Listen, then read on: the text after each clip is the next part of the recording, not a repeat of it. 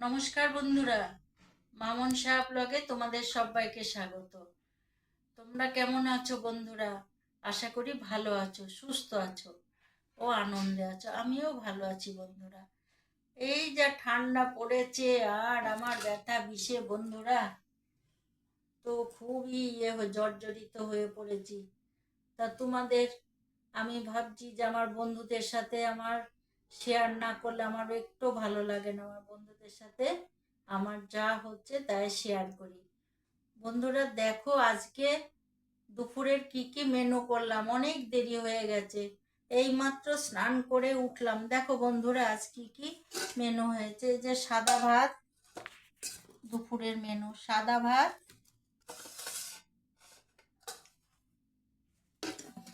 আর পটল পোড়া।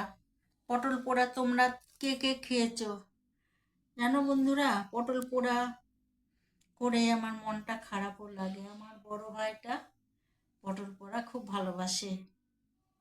যেদিনই পটল পোড়া করি সেদিনই ওর কথা মনে পড়ে।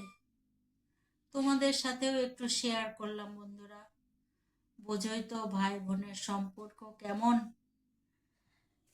ভাই বোন সম্পর্ক আর মা ছেলের মতো, কি আর বলবো, বলা যায় না। মনটা খুবই খারাপ করছে। যাই হোক বন্ধুরা, আর এই দেখো